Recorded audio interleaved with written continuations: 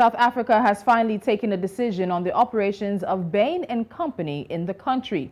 Recently, the South African National Treasury banned Bain & Co. from tendering for public sector contracts for a period of 10 years for engaging in corrupt and fraudulent practices related to its contract at the South Africa Revenue Service. The ban will run from the 5th of September 2022 until the 4th of September 2032. Now, before that, the National Treasury's Acting Director General Ismail Momanet had previously called on companies in the private sector to not do business with Bain. Last Thursday's announcement is the first time that Bain has been banned from public work in South Africa. Joining me from Cape Town is Karam Singh. He's the Executive Director of Corruption Watch. Karam, welcome to Business Edge. Let's get into this in terms of a background on this situation. So the SARS and Bain issue came about because of the state capture situation and investigation. So just briefly take us through what the situation is. Well, we had a long commission of inquiry in South Africa into the issue of state capture, which was over a period, say, from just around 2010 up through 2018 or so. And one of the key first reports that came out from the Zondo Commission of Inquiry, was the reporting on SARS. There had been a previous Commission of Inquiry called the Nugent Commission of Inquiry that also looked into the issue of mismanagement and corruption at SARS. And both of these commissions made significant adverse findings against Bain, that Bain was basically involved in collusion with Jacob Zuma and with others outside of government to basically capture SARS and to render it much less capable of doing what it was able to do, which was to be a supreme revenue collection agency, which SARS was up to that point. So this ended up being really a key piece in the state capture narrative in South Africa. So it's interesting that this also comes a few weeks and maybe just a few months after the United Kingdom also banned the company from public sector contracts. But there's been a lot of conversation as to whether or not South Africa would have taken this route if the UK had not banned the company. What do you think about that? Yeah, I think that's a really good point. I mean, I think we spoke about this a few weeks ago when I was on the program. The UK government acted more quickly. It was directly as a result of representations that had been made to it by Lord Peter Hain and a very prominent whistleblower called Athol Williams, who's written a book about Bain. He also gave testimony before the State Capture Commission. We don't have a long track record in South Africa of blacklisting of prominent transnational corporations. South Africa doesn't have a kind of comprehensive anti-corruption bribery act like the UK has. So this was, some strong action for the National Treasury to take, but certainly action which is a direct result of the findings and recommendations of these two commissions of inquiry. The fact that the UK government did it first, I think helped pave the way. And hopefully this is something, this has now been brought before other jurisdictions because Bain is a transnational corporation. Okay, so let's also look at this. Just recently, I found out that Bain has also applied for a judicial review of this UK decision, and it says it seeks to repair some of the reputational damage caused by the ban, urging that it was based on a flawed process. Do you think Bain could also seek a review of the ban by the National Treasury in terms of even having that ban hold up? Do you think it will?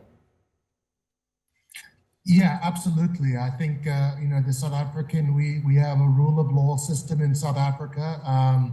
This is, in a way, Bain would have the ability to kind of test the law and test the right for them to make certain representations. But, the commissions of inquiry are quite significant because Bain came before those commissions. And what's really emerged up to this point is that Bain is not given a full accounting of what they did, of what was the substance of the numerous meetings that they had with Jacob Zuma prior to the appointment of Commissioner Tom Moyane, prior to them themselves getting appointed to come in and help do restructuring. So Bain hasn't come clean. They've stuck to their guns to say that these are flawed findings, but they haven't given us a comprehensive version of their story to say what is it in the findings of the Nugent Commission? What is it in the findings of the Zondo Commission that's incorrect? And what's the evidence that they're going to provide to justify that? So Bain will have their day. They have a right to challenge this action within the South African legal system, and hopefully that can develop our law in terms of how far government can go in terms of pushing for corporate accountability in a context where you don't have a criminal conviction. So when you look at this ban is for 10 years on public sector contracts, and we'll get into the private sector in just a moment. But given the scale of the scandal, again, given the fact that, as you said, Bain has refused at this point in time to even come clean and really paints the full and true picture of what has happened, is this ban adequate enough for what many people believe, given the investigation Bain has been culpable of? Is it just right? Is it not enough? Because, of course, you mentioned, of course, not having necessary strong anti-corruption legislation that sort of would support South Africa's anti-corruption drive. So is this ban enough? Yeah, it's funny, you always say, is it, I call it the Goldilocks effect, is it too hard, too soft, or is it just right? And, the thing about corporate, pushing for corporate accountability, as we know across the world, including in Nigeria, is that it's very difficult to get corporate accountability for corruption, for their involvement in mass torts. This often involves lengthy legal cases. So in terms of the power within the National Treasury, I think a 10-year ban is sufficient. It sends the right message in a context where we haven't had, as I said, these kind of prominent blacklistings of transnational corporations.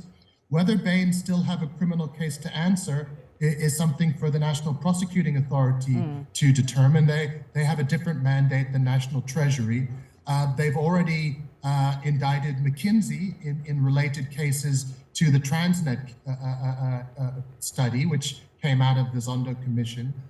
So we're seeing McKinsey in the dock in South Africa. So it's still conceivable that Bain could face criminal charges over and above the blacklisting. But I think for now that we have to embrace this as something which is positive when it comes to the issue of trying to get corporate accountability for complicity with corruption.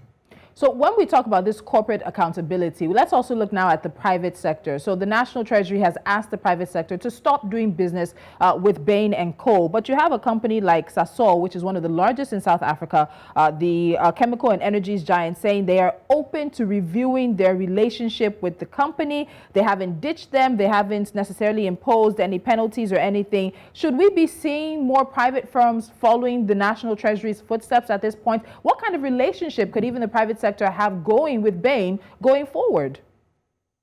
Yeah, I think that's a really good point. I mean, if the findings of the various commissions are to be believed, and they haven't been disputed up to this point, then Bain really has a case to answer to in South Africa.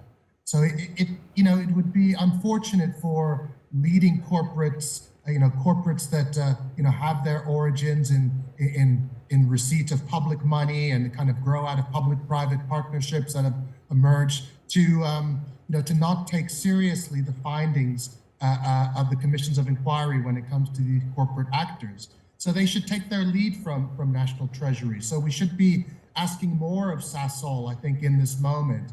And I see that story has unfolded. So yeah, it's very possible that Bain could continue to operate, within the private sector, and I think that would be, against the spirit of the findings and the banning of them within the public context. All right, so finally, Karam, let's look at this. Bain is headquartered in Boston, Massachusetts. As you mentioned, UK-British lawmaker Peter Hain has urged President Biden, and I'll quote him now, to act on this matter and establish a clear precedent that will signal to all U.S. global companies and the likes that collusion with corrupt politicians and their business cronies will not be tolerated. Do you think we can anticipate Bain facing any penalties in its home country, in the U.S.? I think it's very possible that we could see that, just because of the nature of the Foreign Corrupt Practices Act is so strong in terms of the extraterritorial jurisdiction that it has. So, if those facts are put before the relevant authorities in the U.S., and the U.S. authorities have really been the leading authorities when it comes to sanctioning private sector actors because their regulatory regime is robust.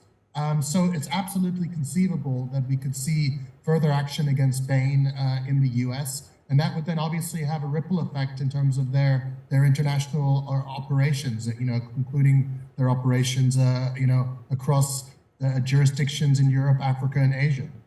All right, Karam Singh, thank you so much. There's still a lot more developing with this story, so I know we'll be talking again sometime soon. Thank you for your time today. Thank you for having me.